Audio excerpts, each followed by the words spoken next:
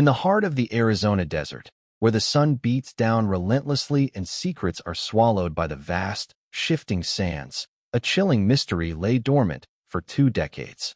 It began with a vanished cheerleading squad and the deafening silence that followed, leaving a community shattered and families clinging to a fragile thread of hope. Now, a chance discovery by a lone hiker threatens to unearth a truth buried deeper and darker than anyone could have imagined, forcing a reckoning with the past and the desperate pursuit of answers in a place where time and hope have run thin. The air in the kitchen hung heavy with the ghosts of 20 years past. Eleanor Vance stirred her coffee, the rhythmic clinking a familiar soundtrack to the quiet ache that resided in her heart. Across the worn wooden table, her husband, Thomas, read the morning paper, the rustle of pages a counterpoint to the silence that often fell between them. Life in their Arizona town had found a rhythm of sorts since the day their twin daughters vanished, but the melody was forever incomplete.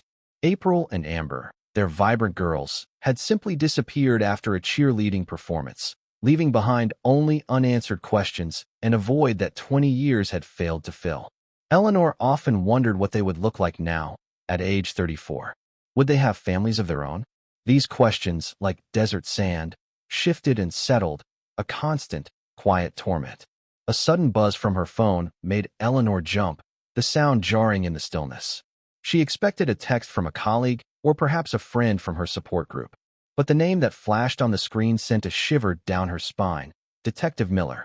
Her voice trembled as she spoke. Thomas, it's Detective Miller. Thomas's head snapped up, his eyes wide with a disbelieving hope he had long tried to suppress. Detective Ethan Miller had been the lead investigator on their daughter's case, a case that had grown colder with each passing year despite extensive searches and widespread media coverage. Answer it, Thomas urged, his hand shaking as he set down his coffee mug. Eleanor swiped the screen, her heart hammering against her ribs. Hello, Mrs. Vance. Detective Miller's deep voice resonated. I hope I'm not disturbing your morning. Not at all, Eleanor replied, putting the call on speaker so Thomas could hear. Is everything okay? We have a significant update about your daughter's case, the detective said, his tone measured but with an underlying urgency that twisted Eleanor's stomach. What kind of update? She whispered, the possibility after 2 decades almost too fragile to grasp. After 20 years of silence, any development seemed impossible. Have you found? I can't explain everything over the phone. Detective Miller interrupted gently. Could you and your husband come down to the station? The sooner, the better.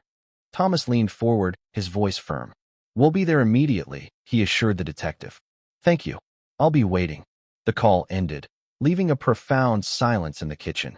For a long moment, they remained frozen, afraid that any sudden movement might shatter this fragile dawn of possibility. Do you think? Eleanor couldn't voice the question, couldn't give breath to the treacherous hope that was surging within her. Thomas reached across the table and squeezed her hand. Let's not get ahead of ourselves, but whatever it is, we'll face it together. They rose with a shared, urgent energy, their uneaten breakfast forgotten. Eleanor grabbed her purse, Thomas his wallet and keys. Within 5 minutes, they were backing out of their driveway, the morning sun warming the car as they drove towards the Chandler Police Department. It's been so long, Eleanor murmured, gazing out at a city transformed by 2 decades of growth. New buildings, expanded highways, a place their daughters wouldn't recognize. I never thought we'd hear from Detective Miller again. Thomas nodded, his knuckles white on the steering wheel. I know. I tried to move on, but part of me never stopped waiting for this call. The police station parking lot was unusually full. As they pulled into a vacant spot, Eleanor recognized several cars belonging to the parents of the other missing cheerleaders. Her heart quickened. The others are here, too, she whispered. Inside, the familiar scent of stale coffee and cleaning supplies greeted them. The receptionist, recognizing them, offered a sympathetic smile and directed them to a conference room down the hall. When they entered, 4 other sets of parents were already seated around a large table. Detective Miller stood at the front, his dark hair now streaked with gray, the lines around his eyes etched deeper than Eleanor remembered. Mr. and Mrs. Vance, he acknowledged with a nod. Please have a seat. As they settled into the remaining chairs, Eleanor exchanged weary glances with the others. Sarah and Robert Peterson, whose daughter Chloe had disappeared alongside the twins. Diane and Mark Williams, Isabella's parents. Jennifer Rodriguez, mother of Sophia, and Michael and Emily Davis, Olivia's parents. All connected by the same terrible event, the same 2-decade-long nightmare. Detective Miller cleared his throat. Thank you all for coming so quickly. As I mentioned, we have a significant development. He paused, his expression somber. Early this morning, a hiker deep in the Sonoran Desert discovered something we believe is connected to your daughter's disappearance. He turned to a laptop, clicking a few keys. An image appeared on the wall screen, a rusty metal suitcase, partially buried beneath a large flat stone, its lid open to reveal a pile of red and white fabric. Cheerleading uniforms, Jennifer Rodriguez whispered, her hand flying to her mouth. Eleanor leaned forward, straining to see the details. The red fabric, though faded and dusty, was unmistakable, identical to the uniforms her daughters had worn the night they vanished. Detective Miller continued. The hiker was with his dog when he made the discovery. They were exploring an area far from the usual trails. Not many people passed through there. He explained how the dog had caught a scent and started digging, leading to the discovery of the suitcase. Where exactly was this? Thomas asked, his voice steady despite the raw emotion in his eyes. About 30 miles outside of Chandler, in a remote section of the desert. The detective clicked to a wider shot, showing the vast, barren landscape. We've already sent a forensic team to process the area. We need to go there, Eleanor stated firmly, surprised by her own resolve. I need to see the place myself. Other parents murmured in agreement, nodding urgently. Detective Miller frowned. That's not necessary. We're bringing the suitcase and its contents back to the lab for analysis. The hiker is coming in later today to give a formal statement. Please, Sarah Peterson implored. After 20 years, we need to see this with our own eyes. The detective looked around at their faces, then sighed. I'll need to check with the field team first. He stepped out, phone in hand. While he was gone, the parents exchanged theories in hushed voices. Eleanor could hardly focus on their words, her mind a whirlwind of possibilities. Those uniforms had to have been placed there recently. Why now, after all this time? Detective Miller returned several minutes later. The field team says you can come to the site, but you'll need to follow protocol. Stay behind the tape, don't touch anything, and follow instructions from officers on scene. Relief washed over Eleanor. Thank you. We'll follow you there, Thomas added. The detective nodded. We'll leave in 15 minutes. The drive takes about an hour. As they filed out, Eleanor felt a strange blend of dread and fragile hope. 20 years of wondering might finally come to an end today. She squeezed Thomas's hand as they walked to their car, a silent promise to face whatever lay ahead, together. The convoy of vehicles left Chandler under the late morning sun, Detective Miller's unmarked police car leading the way, followed by 5 civilian vehicles carrying parents desperate for answers. Eleanor watched the urban landscape gradually give way to desert scrub, her thoughts drifting back to the night her daughters disappeared. It had been a regional cheerleading competition. April and Amber, 14 years old and brimming with life, had performed brilliantly with their squad. They had called home after their performance, elated about their second-place finish. They promised to call again when they were heading home. That call never came. By the time they reached the desert site, the sun was high overhead, casting harsh shadows across the rugged terrain. They parked in a makeshift lot alongside several police vehicles and followed Detective Miller on foot for nearly half a mile, walking in silence across the hard-packed earth. A white tent had been erected at the site, surrounded by yellow crime scene tape. Several officers and forensic technicians moved methodically around the area. As they approached, Eleanor saw a man standing to the side with a medium-sized dog on a leash, the hiker who had made the discovery. Detective Miller gestured toward him. This is Mark Johnson, the man who found the suitcase, and that's his dog, Buddy. Mark stepped forward, extending his hand. He appeared to be in his early 40s, with sun-weathered skin and kind eyes. I wish we were meeting under better circumstances, he said as he shook hands with each of the parents. Thank you for finding this, Eleanor told him, her voice thick with emotion. You have no idea what it means to us. Mark nodded, his expression somber. Buddy deserves most of the credit. He caught the scent and wouldn't leave it alone, started digging like crazy. The dog, an Australian Shepherd Labrador mix with intelligent eyes, sat obediently at his owner's feet. "Can we see it?" Thomas asked, looking towards the tent. Detective Miller led them under the canvas shelter where the suitcase now sat on a folding table. Even from a distance, Eleanor could see the red and white fabric of the cheerleading uniforms, neatly folded but showing signs of age and exposure. Based on the condition of the uniforms and the suitcase, a forensic technician explained, "We believe they were buried here relatively recently, perhaps within the last year or so." "Recently?" Michael Davis questioned. "But our daughters disappeared 20 years ago. That's what makes this discovery so unusual," Detective Miller admitted. "It appears whoever hid these uniforms did so in a hurry. The burial was shallow, and the stone covering wasn't particularly heavy, almost as if they expected no one to venture this far into the desert." As the parents gathered around the table for a closer look at the evidence that might finally lead them to their daughters, Eleanor noticed movement in the distance, vehicles approaching. One was a news van with a local station's logo. Another was a sedan that looked vaguely familiar. When the sedan parked and its driver stepped out, Eleanor felt a jolt of recognition. Robert Sterling, the girl's former cheerleading coach, strode towards them with purpose. He had aged since she'd last seen him, his once dark hair now silver at the temples, but his athletic build and confident gait were unchanged. "Eleanor, Thomas," he called out as he approached. "I came as soon as I heard." Detective Miller stepped forward to greet Sterling, extending his hand. "Coach, thank you for coming so quickly." Sterling shook the detective's hand firmly. "Of course.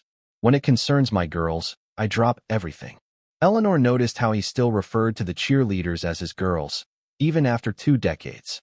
Sterling had been deeply involved in the search efforts back then, using his connections and resources to keep the investigation going long after the police had scaled back their efforts. "We've decided to inform the media about this new development," Detective Miller explained to the gathered parents. "This case affected our entire community 20 years ago. Hundreds of volunteers joined the search parties. People deserve to know we found something." Eleanor watched as reporters began setting up their equipment nearby. A young woman with a microphone was already speaking with one of the officers, nodding intently at whatever information she was receiving. Robert Sterling approached the table with the suitcase. He stared down at the uniforms, his expression unreadable. "After all these years," he murmured, "I've never stopped hoping we'd find them." He turned to Mark Johnson, who still stood with his dog near the edge of the tent. "Thank you," he said earnestly, extending his hand to the hiker. "Your discovery might finally help us find answers." Sterling then moved among the parents, greeting each with a warm handshake or a gentle touch on the shoulder. When he reached Eleanor and Thomas, his eyes softened. "It's been a long time," he said quietly. "How are you holding up?" "As well as can be expected," Thomas replied. "We heard you're no longer with the school." Sterling nodded. "I left the school system about 10 years ago. I still train cheerleaders independently, though. Started my own program." Before they could continue, a reporter approached, cameraman in tow. "We'd like to interview the parents, if that's all right," she said, looking to Detective Miller for permission. The detective nodded. "One at a time, please, and keep it brief." The interviews began, each set of parents expressing their renewed hope that this discovery might lead to finding their daughters, or at least learning what had happened to them. Eleanor watched as Jennifer Rodriguez broke down mid-sentence, overcome with emotion as she spoke about her daughter, Sophia. When it was their turn, Eleanor and Thomas stood before the camera, holding hands for support. "Mrs. Vance, how does it feel to have this new lead after 20 years?" the reporter asked. Eleanor took a deep breath. "It's overwhelming. We've never stopped looking for our daughters. Never stopped hoping. If April and Amber are out there somewhere, if they can see this broadcast, we want them to know that we're still searching. We will never stop looking for you. Mr. Vance, what do you hope comes from this discovery?" Thomas's voice was steady, though Eleanor could feel his hand trembling in hers. "Closure, at the very least. But what we really hope for is what every parent in our situation hopes for, to find our children alive and bring them home." After the interview, Eleanor realized she'd left her water bottle and camera in the car. "I should go get them," she told Thomas. "I want to take some pictures of this place with my good camera. My phone won't capture enough detail." "I'll come with you," Thomas offered. They approached Detective Miller to let him know their plans. That's fine, he said, but stay on the path we came in on. It's easy to get disoriented out here in the desert, and we don't need any more missing persons today. They nodded in understanding and began the walk back to the parking area. The midday sun beat down, the heat rising in visible waves from the sandy ground. As they walked, Eleanor scanned the vast emptiness of the desert. Something on the horizon caught her eye, a truck partially obscured by a ridge, and what appeared to be two men moving around it. One seemed to be dragging something heavy toward the vehicle, while the other was crouched behind a large cactus near some rocks. "Thomas," she whispered, touching his arm. "Look over there." Thomas followed her gaze. "I see them. There's someone sitting in the truck, too. What are they doing out here?" Eleanor wondered aloud. That's too far from any trail for normal hikers. Thomas squinted against the sun. They're probably just taking a break from off-roading or something. Eleanor shook her head, her instincts screaming that something was wrong. Why would someone be dragging a heavy sack if they're just taking a break? And what's that other man doing by those rocks? Without waiting for Thomas's response, she altered her course, heading towards the distant truck. "Eleanor," Thomas hissed, hurrying after her. "What are you doing?" The detective said to stay on the path. "I just want to see what they're up to," she replied, quickening her pace. "Something doesn't feel right." Thomas caught up, grabbing her arm gently. "This is dangerous. We should tell Detective Miller instead. By the time we get back to him, they could be gone," Eleanor argued, pulling away. "I need to know if this has anything to do with our daughters." As they drew closer, the men by the truck noticed them. Eleanor raised her hand, calling out, "Hello there." The reaction was immediate and alarming. The men shouted to each other, abandoning what they had been doing. The man dragging the sack heaved it into the truck bed, while the one by the rocks rushed towards the vehicle with what looked like a shovel. Within moments, all three men were in the truck, which roared to life and sped away, kicking up a cloud of dust. "Did you see that?" Eleanor exclaimed. They ran away. In the final seconds before the truck disappeared, Eleanor noticed a small sticker on the rear window, some kind of company logo. Instinctively, she grabbed her phone and tried to take a picture, but the truck was moving too fast and was already too far away. The resulting image was a blurry mess. "That was a company logo," she told Thomas, her heart pounding. "Did you see it?" Thomas nodded grimly. "I saw it, but I didn't recognize it." They stood in silence, watching the dust trail until it vanished. Then, driven by curiosity and a mother's intuition, Eleanor walked towards the spot where the men had been. "Eleanor, we need to go back," Thomas urged, following reluctantly. "We're way outside the safety zone now." "Just a little farther," she insisted. "I need to see what they were doing." When they reached the large cactus and rocks, Eleanor crouched down to examine the ground. There was a freshly dug hole, similar to where the suitcase had been found. Thomas joined her, scanning the disturbed earth. "There's something here," he said suddenly, reaching into the sand. He pulled out a small object, brushing away the dust. Eleanor gasped, her hand flying to her mouth. "Oh my God, Thomas, that's Amber's earring." She took the small piece of jewelry with trembling fingers. Though tarnished, there was no mistaking the distinctive design, a tiny silver star with a red gem at its center. She had bought identical pairs for both twins on their 13th birthday, just months before they disappeared. "Are you sure?" Thomas asked, his voice barely audible. Eleanor nodded, tears welling. "I'm positive. I gave these to them for their birthday." She looked up at him, a mixture of hope and fear coursing through her. "Thomas, these men, they must know something about what happened to our girls." They searched the area, hoping for more clues, but the men had been thorough. With the earring clutched tightly, Eleanor finally agreed to return to the investigation site. "We need to tell Detective Miller right away," she said. "Those men could be the key." When they returned, Detective Miller was in conversation with a forensic technician. The other parents were scattered around, watching with anxious expressions. "Detective," Eleanor called out urgently. "We need to speak with you immediately." Detective Miller excused himself, his expression shifting to concern when he saw their faces. "What happened?" "We found something," Thomas explained, gesturing for Eleanor to show the earring. She held out her palm. "This is Amber's earring. I'm certain. I gave identical pairs to both girls for their 13th birthday." The detective frowned, taking the earring. "Where did you find this?" Eleanor and Thomas exchanged glances. "About half a mile from here." We saw 3 men by a truck. One was dragging something heavy, and another was digging near some rocks. When they noticed us, they fled," Eleanor added quickly. "We went to the spot and found the earring." Detective Miller's frown deepened. "You went after 3 unknown men in a remote desert? Do you have any idea how dangerous that was?" "We know," Thomas acknowledged. "But we couldn't just let them drive away without investigating. These might be the guys who buried the suitcase," Eleanor said firmly. "They could be checking their hiding spots, getting rid of other evidence." By now, the other parents had gathered around.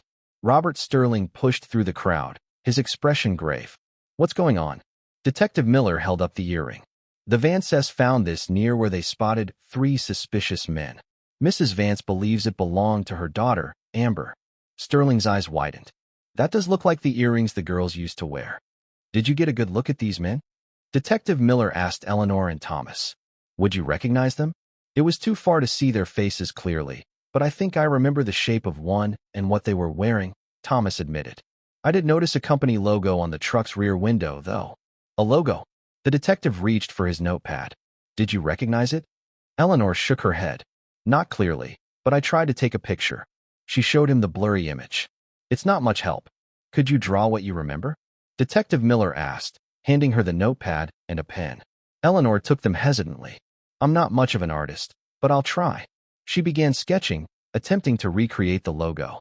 After a minute, she handed the notepad back. It was something like this, a stylized bird, maybe a phoenix, with its wings spread around 3 letters, C, P, and F. Sarah Peterson, who had been listening, stepped forward. "CPF? That sounds like Sterling Performance and Fitness Group." All eyes turned to Robert Sterling, whose expression remained calm. "Sterling Performance and Fitness," Detective Miller repeated, looking at the coach. Eleanor's heart began to race. Could the cheerleading coach somehow be connected? Sterling held up his hands defensively. "My company sponsored the cheerleading team 20 years ago, and we funded most of the search operations. We were completely transparent." "It's true," Detective Miller confirmed, addressing the parents. "Coach Sterling's company was extensively vetted during the original investigation. They provided financial support and volunteers." "Did you get the truck's license plate?" he asked Eleanor and Thomas. "There wasn't one," Thomas replied. "At least not that we could see. No plate." The detective made a note. "That's suspicious."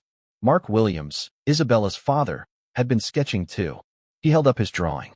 "Would it have looked something like this?" His sketch showed a stylized bird with outstretched wings encircling the letters CPF. "Yes," Eleanor confirmed, "very much like that." "That is definitely similar to my old company logo," Sterling admitted, studying the drawing. "But I sold that company 20 years ago, before the girls disappeared." "Sold it?" Detective Miller raised an eyebrow. "To whom?" "A businessman named John Adams," Sterling replied. "He kept me on as a consultant for a while, which is why the company remained associated with me during the search, but I haven't had any official connection to CPF for nearly 2 decades." Detective Miller made another note. "I'll need the details of that sale and current contact information from Mr. Adams." "Of course," Sterling agreed readily. "Anything that might help find the girls." "In the meantime," the detective continued, turning to Eleanor and Thomas, "can you show us exactly where you saw these men and found the earring?" "Yes," Thomas said. "It's not far. I'd like to check for tire tracks," Detective Miller explained. "If they left in a hurry, they might have left a trail." Eleanor nodded eagerly. "That's what I was thinking. The desert road they took isn't frequently used. Their tire marks might still be visible." The detective considered this, then nodded. "I'll send a team to investigate the area and follow any tracks. But I need you two to stay here or head back to the station. This could be dangerous." "We understand," Thomas said, though Eleanor looked like she wanted to protest. "But we'd like to at least watch from a distance." After a moment, Detective Miller agreed. "You can wait at the base camp we've set up, but that's as far as you go." "I mean it," he added, fixing them with a stern look. "No more solo expeditions." As the detective gathered a team, Mark Johnson approached with Buddy. "I know the area pretty well," he offered. "I could help guide your team." Detective Miller shook his head. "I appreciate the offer, Mr. Johnson, but we can't risk civilian involvement at this stage." The hiker nodded. "Of course, just thought I'd offer." Eleanor reached out and touched his arm. "Thank you anyway. And thank you again for finding the suitcase." Without you and Buddy, we might never have gotten this far. Mark smiled softly. Just glad I could help. Detective Miller directed an officer to escort Eleanor, Thomas, and the other parents back to the base camp, offering them the option to wait at a nearby diner for updates. As they walked away, Eleanor passed the earring to the detective, who carefully sealed it in an evidence bag. We'll find out what happened to your daughters, he promised. One way or another. Eleanor nodded, hoping desperately that he was right. After 20 years, they were finally close. She could feel it. She just prayed those answers wouldn't break her heart all over again. The drive back to civilization felt interminable. Eleanor stared out at the passing desert, her mind racing. Who were those men? What were they doing out there? And most importantly, what did they know about April and Amber? We should eat something, Thomas suggested as they approached a gas station, a diner, and a general store. It could be hours before we hear anything. Eleanor nodded absently. Food was the last thing on her mind, but she knew he was right. They needed to keep their strength up. They pulled into the diner's dusty gravel lot. The neon open sign buzzed, a cheerful contrast to the desolate surroundings. Inside, the diner was cool and dim after the bright sun. It had small-town charm, red vinyl booths, a counter with stools, the smell of coffee and grilled onions. A few locals sat at the counter. Eleanor and Thomas chose a back corner booth. A middle-aged waitress approached with coffee. Afternoon, folks. Coffee while you decide? Please, Thomas replied. After they ordered a club sandwich for Thomas and soup for Eleanor, they sat in silence, lost in thought. I can't believe we found Amber's earring, Eleanor said finally, her voice low. It can't be a coincidence. Thomas wrapped his hands around his mug. I know, but we need to let the police do their job. These men could be dangerous. Eleanor leaned forward, her eyes intense. But what if the police don't find them? What if those men know where our daughters are, and we lose them again? We should go back and follow the trail ourselves. That's crazy, Eleanor, Thomas countered, keeping his voice down. The police have resources and training we don't. Besides, Detective Miller knows his job. Does he? Eleanor questioned, bitterness creeping in. It's been 20 years, Thomas. 20 years, and they found nothing. It took a random hiker with a dog to find that suitcase, and it wasn't even buried deeply. What does that tell you about how thorough the police have been? Thomas reached across the table. I understand your frustration, but rushing off into the desert won't help April and Amber. It could make things worse. The waitress returned with their food. As she tucked a strand of hair behind her ear, Eleanor froze, her attention caught by a flash of silver on the woman's earlobe. It was an earring, a small star with a red gem, identical to the one they had found, identical to the one she had given her daughters. Excuse me, Eleanor said, her voice strained. That earring you're wearing? Could I ask where you got it? The waitress seemed surprised but not alarmed. She touched the earring. This old thing? A customer gave it to me years ago. Said it matched my eyes. She smiled. It's missing its pair, though. The man said it got lost, but let me keep one. Thomas, who had followed Eleanor's gaze, stared at the earring with stunned recognition. Was the customer a local? He asked, trying to sound casual. The waitress considered. Not sure if he lives around here, but I've seen him coming over the years. He's a real gentleman. Always leaves a good tip. She gestured to a corkboard. He's on our customer wall somewhere. Thank you, Eleanor managed, her voice trembling. Your earring is lovely. The waitress left. Eleanor and Thomas turned to the photo wall, searching for faces. There were dozens of pictures, tourists, locals, truckers. Do you see anyone familiar? Thomas whispered. Eleanor scanned the photos carefully. Not yet. There are so many. Her phone rang, making her jump. She pulled it out, seeing an unfamiliar number. Stepping away, she answered. Hello, Mrs. Vance. This is Officer Adams from Detective Miller's field team. Yes, officer. Did you find something? We tracked the tire marks to an abandoned shack about 5 miles from where you spotted the men, he explained. The truck was there, abandoned. Eleanor's heart raced. And the men? No sign of them. We searched the area, but they were gone. The truck was empty. Disappointment washed over her. So they got away. I'm afraid so, but we've impounded the vehicle and are processing it. Detective Miller wanted you to know we're not giving up. Thank you, Eleanor said hollowly. Please keep us updated. She ended the call and returned to the booth. They found the truck abandoned, she told Thomas. The men are gone. Thomas sighed. At least they have the truck. Maybe they'll find fingerprints. Eleanor nodded, but her thoughts were on the waitress's earring. The coincidence was too great. Somehow that earring was connected, and their best lead was just feet away. Desperation clawed at her throat as she watched the waitress, unaware of the significance of her jewelry. Thomas picked at his sandwich, but Eleanor couldn't touch her soup. The possibility that this woman unknowingly held a key was overwhelming. When the waitress returned to refill their coffee, Eleanor made a decision. "I need to talk to you," she said, her voice low and urgent.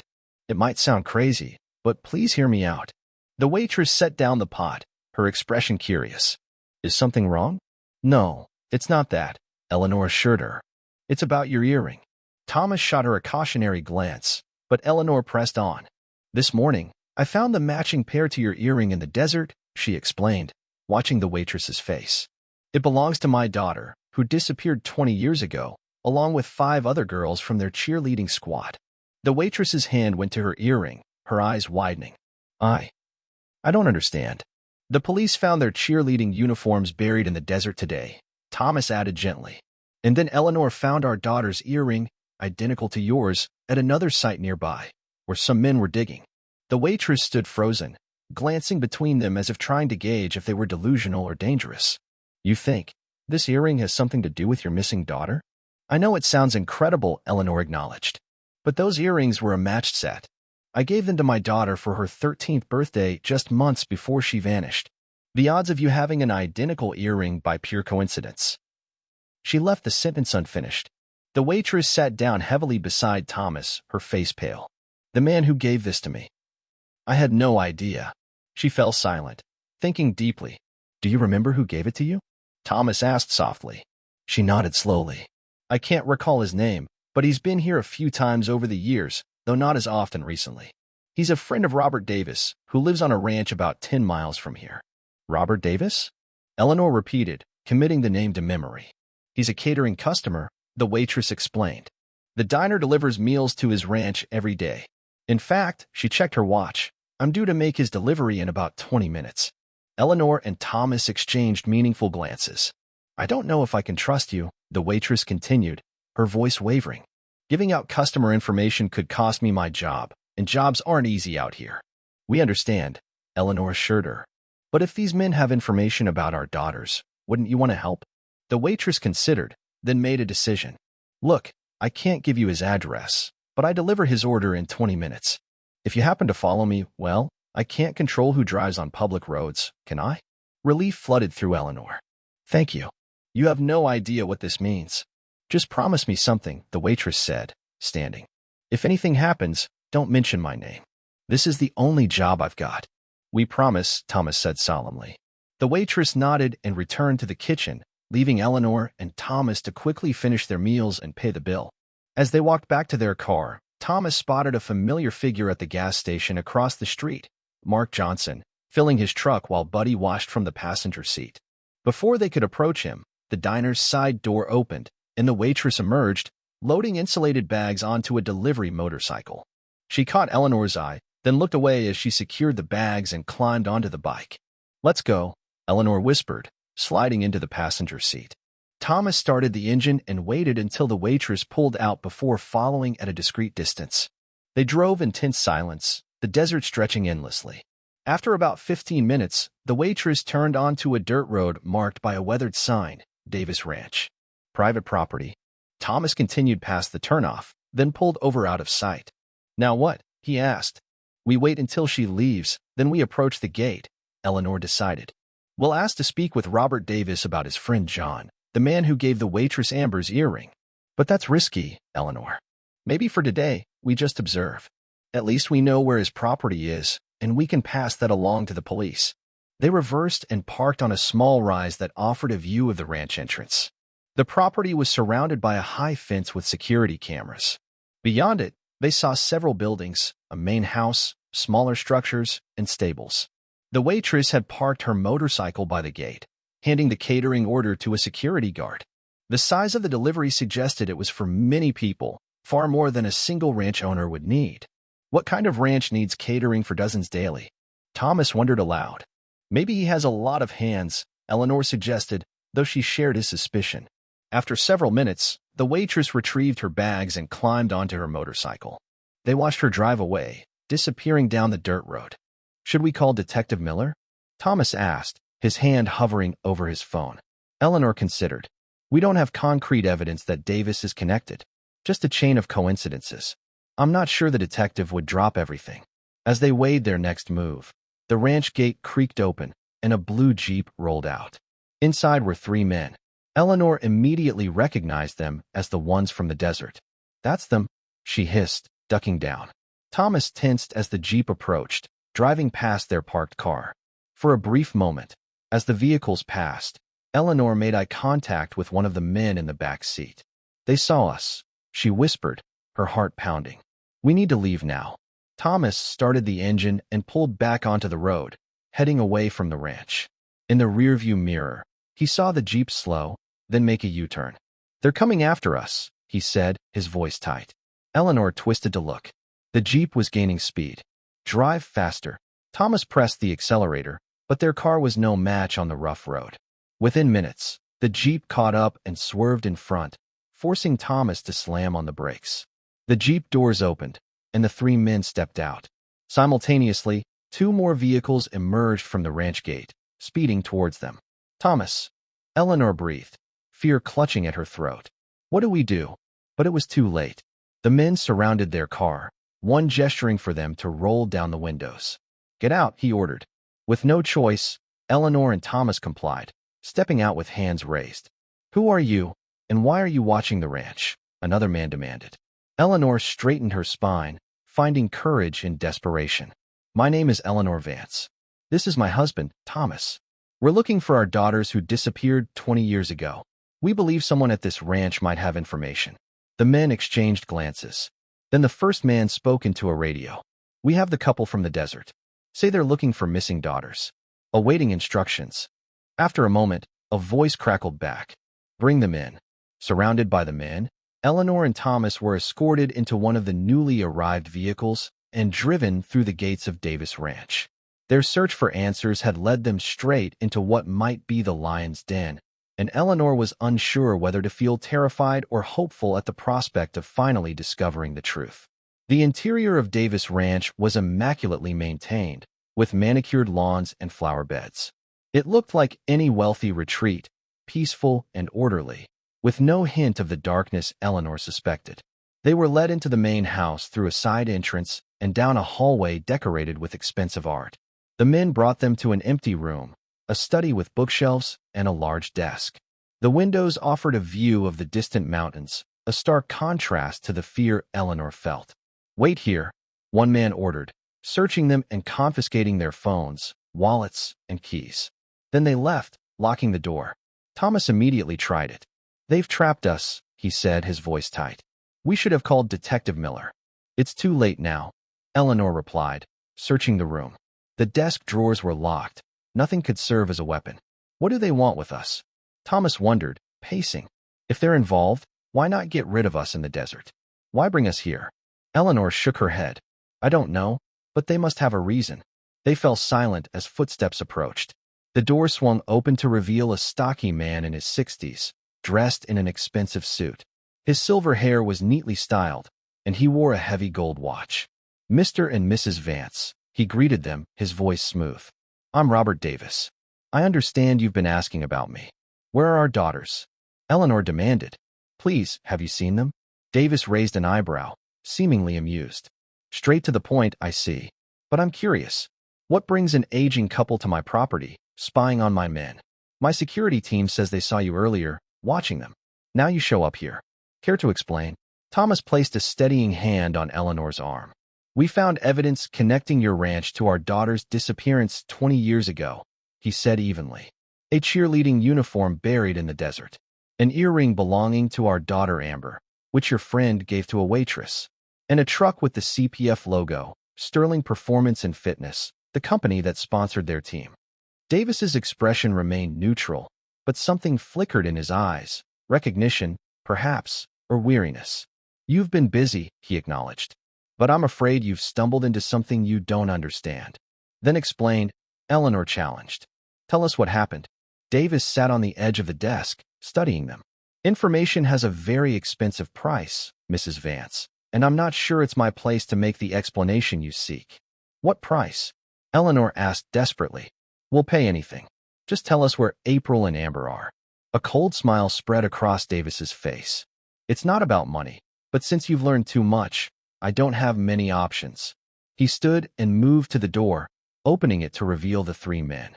Take them to the special accommodations if they want to see the women, he instructed. Make sure they're comfortable. They'll be staying with us for quite some time. But sir, are you sure? One man asked hesitantly. Yes, he replied coldly. I'll let that old dancing man decide what to do with them. You can't do this, Thomas protested as the men entered. People will look for us. The police know we were following a lead. The police? Davis laughed dismissively. Don't worry about them. It's easy to stage an accident in the desert. Car goes off the road, gas tank ruptures. Very tragic. No one will come looking for you here. Despite their struggles, Eleanor and Thomas were forcibly led from the house across the yard toward a large horse barn. Inside, it seemed normal, stalls, storage. But the men led them to what looked like a supply closet at the rear. One opened the door to reveal stairs leading down. Move, he ordered, shoving Thomas. They descended, the air growing cooler and damper. At the bottom was a heavy metal door with an electronic lock. The man punched in a code, and the door swung open to reveal an underground bunker. The space was surprisingly large, with concrete walls, fluorescent lights, cots, a small bathroom, and a kitchenette. But what drew Eleanor's attention were the three women sitting on the cots, watching them with wary, haunted eyes. The men forced Eleanor and Thomas to their knees, binding their hands to a metal pipe. With that, they left, the heavy door closing with a resounding thud. For a moment, there was silence as Eleanor and Thomas processed what they were seeing. The women appeared to be in their early 30s, the age their daughters would be. They were thin and pale but clean and seemingly unharmed, though their eyes told a story of deep trauma. Who are you? One asked finally, her voice soft. Before they could answer, footsteps descended, and the door opened again to admit Robert Davis. He surveyed the scene with satisfaction. This is what I meant by the expensive price for information, he told Eleanor and Thomas. Now you'll have all the time to learn the truth as you spend the rest of your lives in this cozy little bunker with the survivors. Survivors, Thomas repeated, his voice breaking. Davis ignored him, turning to the women. Ladies, meet your new roommates. I'm sure you'll have plenty to talk about. He moved back to the door, pausing. Oh, and don't get any ideas about helping them escape. You remember what happened last time, don't you? The women flinched visibly, one looking away to hide tears. Davis left, the door locking behind him. As his footsteps receded, Eleanor heard him speaking angrily to someone. That damn dancing man, he muttered. Get me a phone call with John and Sterling. Let's just hope Sterling isn't talking to police. The name sent a jolt through Eleanor. Robert Sterling, the coach. He was involved after all. Once Davis was gone, Eleanor turned to the women, hope and fear warring. Please, she said, her voice trembling. Help us untie these ropes. The women exchanged uncertain glances. Then one stood and approached, turning to show her back. Her thin shirt didn't hide the lattice of scars, evidence of repeated beatings. This is what happens when we don't follow the rules, she explained quietly. If we help you, they'll do worse. Eleanor gasped in horror. I'm so sorry, she whispered. But please, we're looking for our daughters, April and Amber Vance. They disappeared 20 years ago with their cheerleading squad. Do you know them? The woman froze, her eyes widening in recognition. She turned slowly, studying Eleanor's features. Mom, she whispered, her voice barely audible. Dad, Eleanor's heart stopped. April, Amber. The woman swallowed hard. I'm April, she confirmed, tears filling her eyes. Thomas made a choked sound, straining against his bonds. April, he repeated, his voice thick with emotion. Oh my God, we found you. April hesitated, then knelt and began working at the knots, her movements quick but cautious. We can't make noise, she warned in a whisper. They monitor this room sometimes. As she worked, Eleanor drank in the sight of her daughter, a woman now, her face showing the strain of what she had endured, but still recognizably the child they had lost. What happened to you? She asked, tears streaming. Where's Amber? April paused, pain flashing across her face. Only 3 of us survived, she said softly. Me, Chloe Peterson, and Isabella Williams. She nodded toward the other two, who watched with a mixture of hope and caution. Sophia died from complications a few years ago. They wouldn't get her proper medical care. Eleanor closed her eyes, absorbing the horror. And Amber? She asked, part of her already knowing. April's hands trembled as she worked. Amber and Olivia were killed for trying to organize an escape. That was the last time any of us tried, Isabella added, her voice flat. They made us watch to teach us a lesson. A sob escaped Eleanor. The pain of knowing her other daughter had been murdered nearly unbearable. Thomas wept openly beside her. I'm so sorry, April whispered, finally freeing Eleanor's hands. I never thought I'd see you again. What are you doing here? How did you find us? As April untied Thomas, Eleanor explained about the suitcase, the earring, and following the waitress. The police know we were following a lead, she assured her daughter. They'll come looking. April shook her head, her expression bleak. Mom, if they're as good at covering their tracks as they have been, no one will find us. This bunker is soundproofed. We've screamed 1,000 times. No one ever hears. Thomas, now free, pulled April into a tight embrace. We're not giving up, he promised. We'll find a way out. Chloe and Isabella approached cautiously. Eleanor hugged them, thinking of their parents who had waited so long. Your parents never stopped looking, she told them. None of us did. Who did this? Thomas asked, his grief turning to anger. Who took you? Chloe spoke up, her voice stronger. It was Coach Sterling. He and his men drugged us after the competition and brought us here. Davis owns this place, but Sterling is the one who uses us. And there's another man, Isabella added. John Adams. He handles logistics for Sterling's company.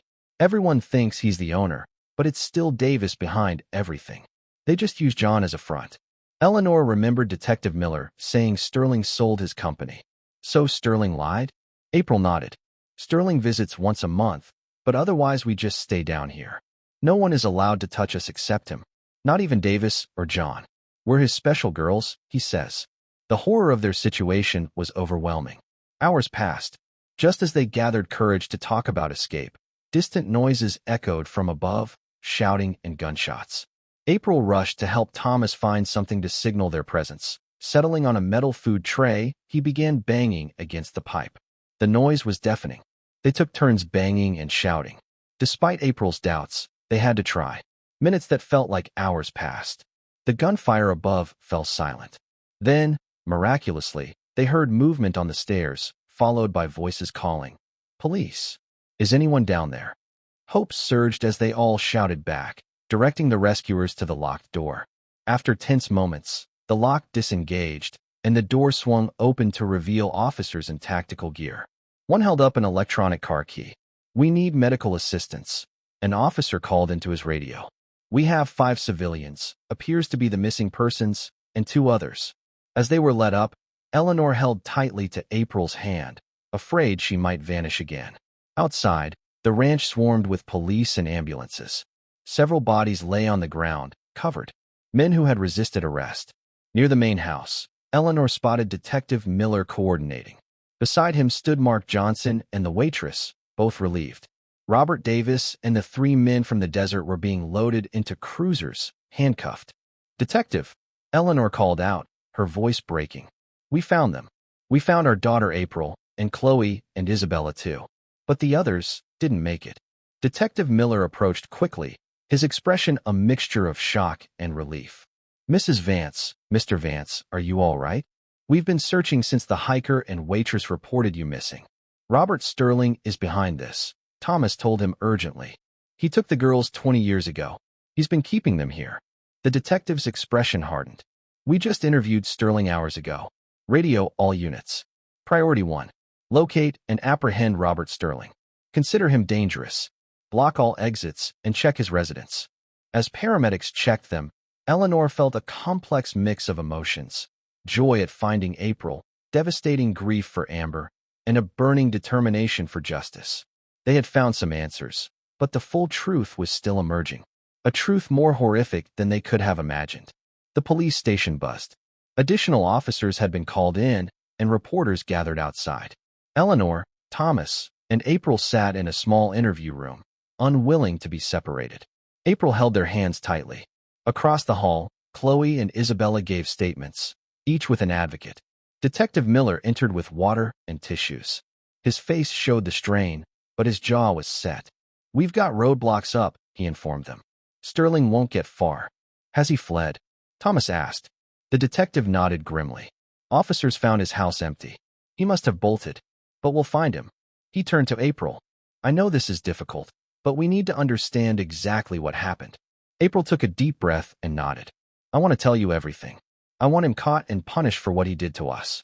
To my sister. Detective Miller activated a recording device. "For the record, could you state your full name?" "April Michelle Vance," she replied, her voice stronger. "I was abducted on May 17th, 1995, with my twin, Amber, and 4 other girls. Can you tell us what happened that night?" April closed her eyes, gathering her thoughts. "We had just finished competing. We placed second. Everyone was celebrating." She paused, swallowing hard. Coach Sterling asked Sofia Rodriguez to stay behind to discuss her performance. The rest of us went to the convenience store. When we came back, we walked in on Coach Sterling touching Sofia inappropriately in the storage room. Eleanor squeezed her daughter's hand. Sofia was crying, but Coach kept telling her it was okay, that she was special, that he was going to make her a star if she became his sole wife. That's what he called it. When he saw us, he tried to play it off. April continued, her voice trembling. Said Sofia was upset about a mistake, and he was comforting her. "What happened then?"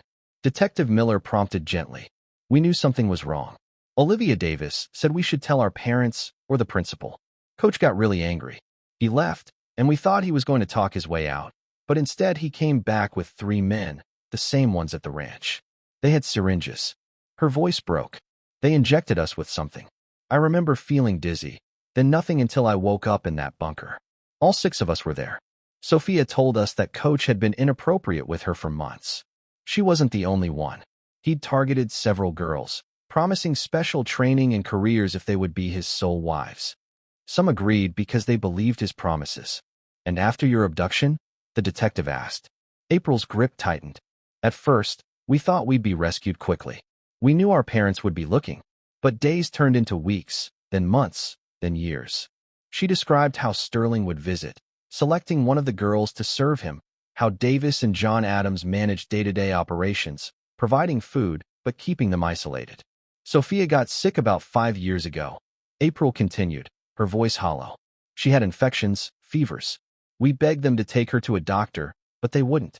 They gave her antibiotics, but it wasn't enough. She died down there without ever seeing her family."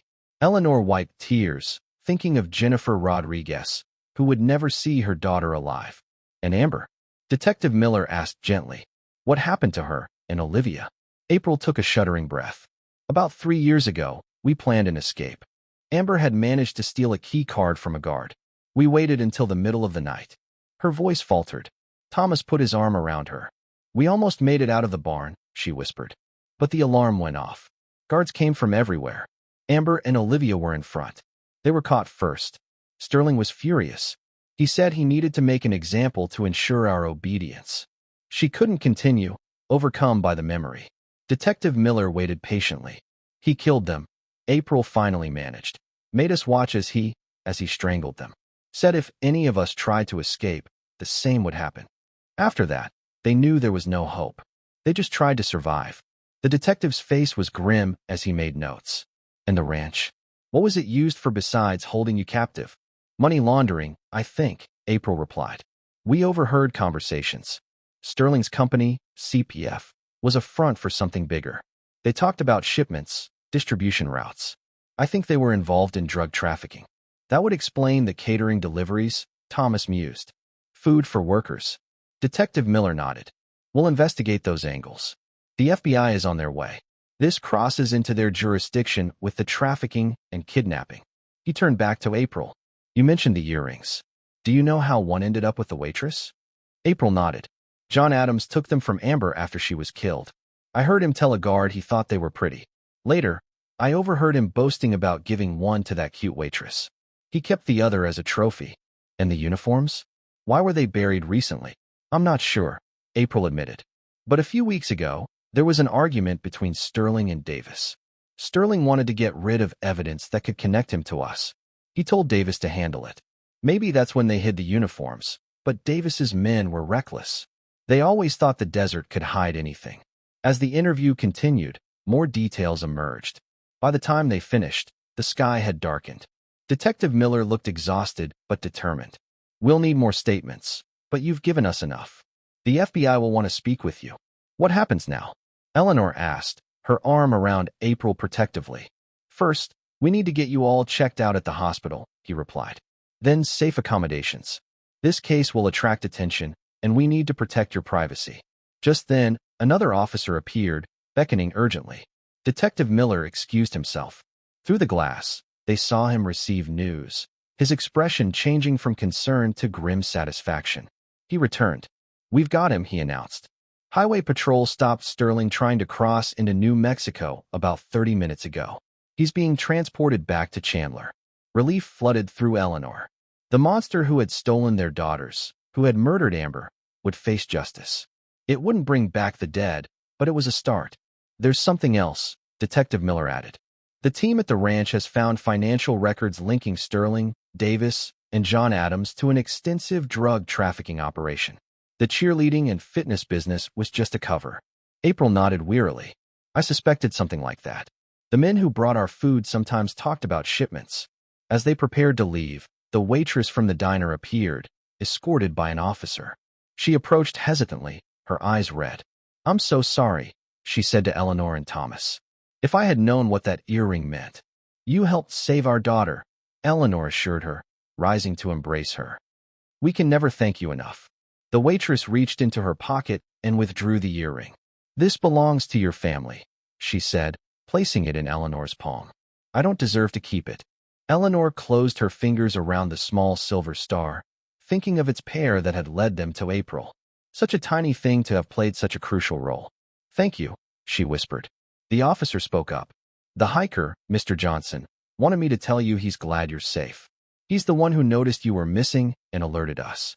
He and the waitress realized you might have followed her and came to the station together." Eleanor made a mental note to thank Mark Johnson properly.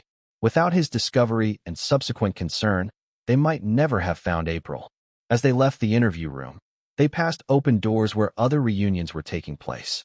Chloe with her parents, Sarah and Robert, sobbing with joy. Isabella with her father, Mark, her mother having passed away, never knowing her daughter was alive.